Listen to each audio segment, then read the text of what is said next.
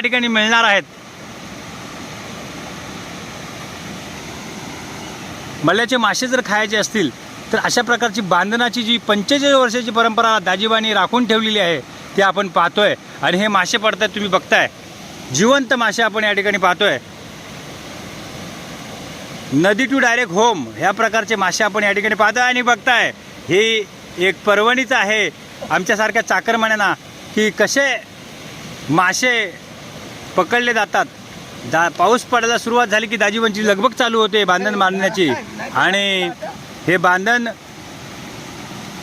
बांधण्यासाठी अथक परिश्रम दाजीबा घेत आहेत। आणि चढणीचे मासे म्हणजेच आपल्याकडे वल्गणीचे मासे खाण्याची आम्हाला परवणी देतात, त्याबद्दल त्यांचेही आभार व्यक्त करतो।